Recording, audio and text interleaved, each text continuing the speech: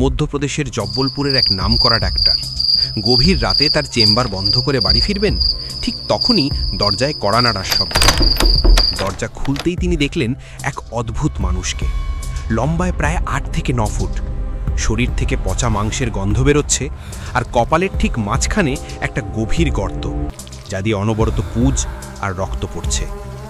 Doctor যখন জিজ্ঞেস করলেন, কে আপনি, তখন সেই লোকটা যে উত্তর দিয়েছিল তা শোনার পর ডাক্তার তার বাকশক্তি হারিয়ে ফেলেন।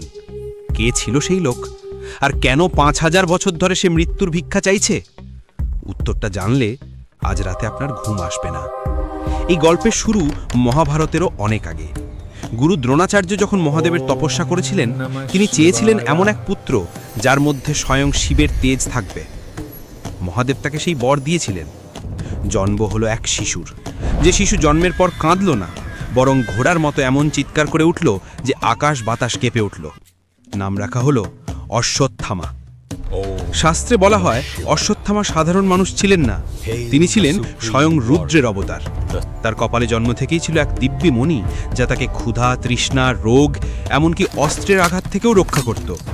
তিনি ছিলেন অমর, কিন্তু এই অমরত্বই যে তার জীবনের সবচেয়ে বড় অভিশাপ হয়ে দাঁড়াবে তা কে জানত। কুরুক্ষেত্রের যুদ্ধ শেষ, কৌরবরা পরাজিত, কিন্তু অশ্বত্থামার চোখের আগুন নেভেনি। প্রতিশোধের নেশায় উন্মাদ হয়ে তিনি রাতের অন্ধকারে পাণ্ডবদের শিবিরে প্রবেশ করলেন। ঘুমন্ত অবস্থায় তিনি দ্রৌপদীর 5 পুত্রকে নির্মমভাবে হত্যা করলেন। শুধু তাই নয়, তিনি পাণ্ডব বংশকে চিরতরে মুছে ফেলার জন্য গর্ভবতী উত্তরার গর্ভে ব্রহ্মাস্ত্র প্রয়োগ করলেন।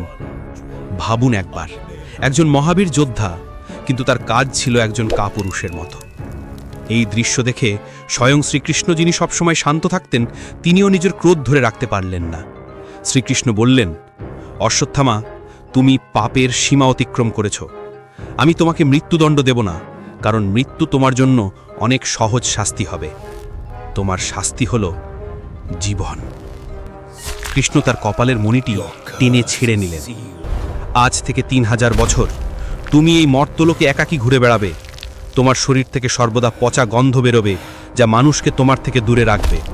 তুমি মানুষের সঙ্গ চাইবে, কিন্তু পাবে না। তোমার কপালের এই ক্ষত কোনোদিন শুকাবে না। তুমি শুধু কষ্ট পাবে, কিন্তু মৃত্যু তোমাকে স্পর্শও করবে না। অনেকেই ভাবেন এটা শুধুই গল্প, কিন্তু ইতিহাসে এমন কিছু প্রমাণ আছে যা এই বিশ্বাসকে আরও মজবুত করে। দ্বাদশ শতাব্দীতে মহান রাজা পৃথ্বীরাজ চৌহান একবার জঙ্গলে হারিয়ে গিয়েছিলেন। সেখানে তিনি দেখা পান এক বিশাল দেহী বৃদ্ধের, যার মাথায় ছিল এক গভীর ক্ষত। পৃথ্বীরাজ চৌহান, যিনি নিজে একজন আয়ুর্বেদ বিশেষজ্ঞ ছিলেন, তিনি সেই বৃদ্ধের চিকিৎসা শুরু করেন। কিন্তু আশ্চর্য, 1 সপ্তাহ চিকিৎসা করার পরেও সেই ক্ষত এক ফোঁটাও শুকায়নি। অবাক হয়ে পৃথ্বীরাজ যখন জিজ্ঞেস করেন, আপনি কি অশ্বত্থামা? তখন সেই বৃদ্ধ কোনো উত্তর না দিয়ে শুধু একটা রহস্যময় হাসি দিয়ে জঙ্গলের অন্ধকারে মিলিয়ে যান। পৃথ্বীরাজ রাসগ্রন্থে এই ঘটনার উল্লেখ আজও পাওয়া যায়। এবার আসি বর্তমানে। মধ্যপ্রদেশের বুরহানপুর সাতপুরা পাহাড়ের ওপর দাঁড়িয়ে আছে আশিরগড় কেল্লা। এখানকার স্থানীয় মানুষরা সূর্যাস্তের পরেই কেল্লার আশেপাশেও যান না। তাদের দাবি, কেল্লার ভেতরে থাকা গুপ্তেশ্বর মহাদেব মন্দিরে আজও অশ্বত্থামা পুজো দিতে আসেন।